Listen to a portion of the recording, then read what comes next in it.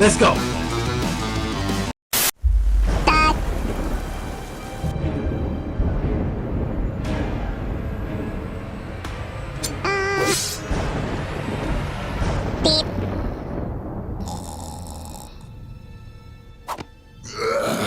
How am I supposed to get any beauty sleep with all this racket?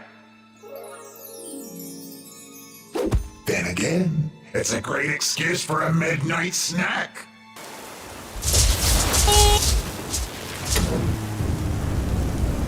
Oh yeah, baby. Give Orange tasty treats. Oh, come on! Why is the power going out? I'm starving over here. Hey, is someone there? It's too late at night for any weird pranks, so cut it out. Seriously, if you're some dumb teenager looking for a spook, I'm not in the mood. Huh?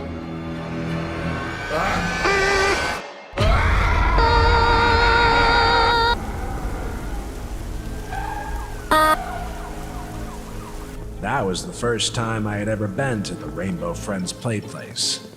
I'd always wanted to go as a kid. I'd beg my parents to take me there every year for my birthday, but we never had the money. Of course, that was when they were just people in costumes. Now I'm glad I never went. This place is evil, rotten to the core. We arrived as soon as we could, but it was already too late. Orange was dead. And I'll tell you one thing right now. I don't care how long you've been on the force. It never gets any easier. To make matters worse, he wasn't the only one. Green, purple, even blue. All the Rainbow Friends are gone. I thought we were gonna be dealing with some kind of criminal mastermind. But here you were, just laying on the floor, murder weapon close by your side. It's an open and shut case, Red. You wanted revenge for the other Rainbow Friends turning you into this horrifying, bug-eyed freak. I'd be mad too, because you are one ugly son of a gun. That's enough, Detective. So why don't you just make this a heck of a lot simpler for me, you, and everyone else in the precinct, and just confess you killed the Rainbow Friends? No, I swear. I'm an innocent man. Listen here, pal. If there's one thing in this world I know with 100% confidence, it's that you aren't innocent or a man. You're a guilty killer mutant, and I won't stop until you're rotting behind bars. I was a jailbreak cop for years before joining the server. I'm gonna make sure you never see the sun again. You hear me? Huh? Detective, please. My point being, we got motive. We also got the weapon. And soon, we'll have the autopsy reports. That's all we need for a conviction, Red. And some. So, you better start talking, because your whole story isn't making a whole lot of sense. Fine. I'll tell you everything I know. The first thing I remember was a very loud scream. My private quarters are decently soundproofed, and I was still a bit hazy from having just woken up, but I could recognize the voice very vividly. It was unmistakably Orange.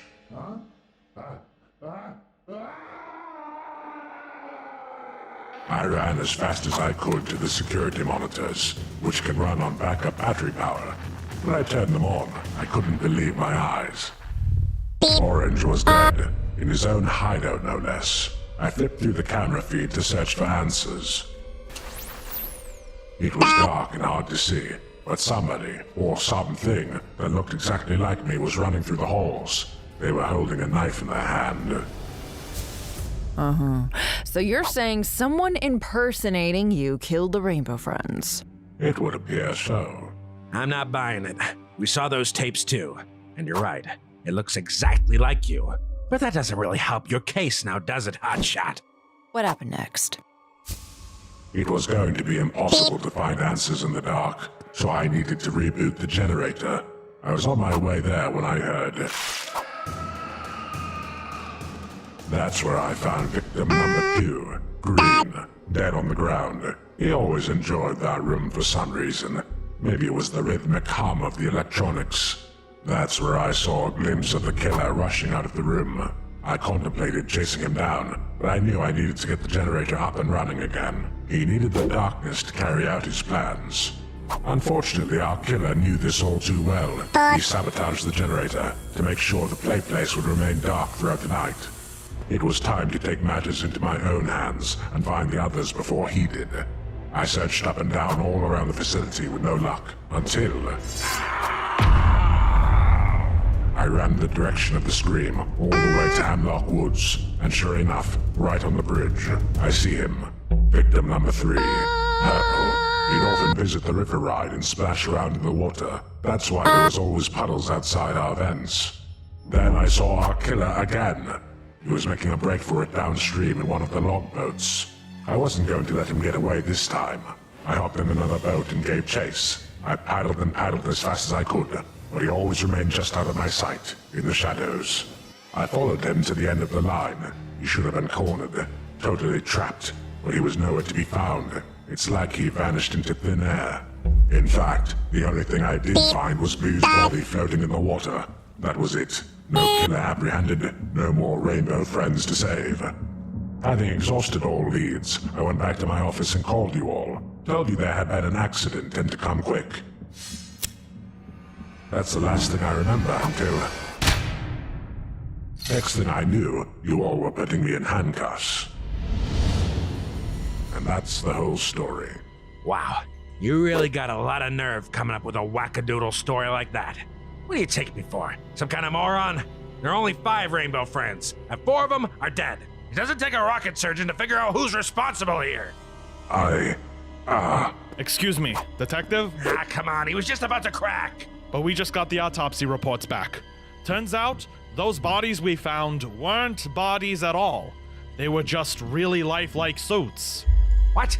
That can't possibly be correct. Run the test again. Go! Yes, sir. Wait, remember what you said earlier? Of course, that was when they were just people in costumes. Place used to use realistic Rainbow Friend suits. So no one actually died? Of course they did! You're just some sicko that replaced the bodies. We still found you next to the murder weapon. No, think about it. We followed wet footprints into Red's office. But Red never got wet. He never went in the water. The only person who did was... Blue! Oh my god. I know what happened. Blue must have discovered the old suits somewhere, including one for Red, and came up with a scheme to frame him. He'd always wanted revenge for you turning him into a monster, so he waited for a night where your power would inevitably shut off to put on the Red costume, proceeded to capture each one of the Rainbow Friends one by one, replacing them with fakes. It was a perfect crime. All the security camera footage would point to Red since the darkness hit his face, and he even made sure to keep you alive the whole time and leave the knife next to your unconscious body. Yep, clearly Blue is the man responsible here. Thanks for all your help, officer. Without you, I never would have solved this thing. So you're going to arrest him? For what? Not killing anyone?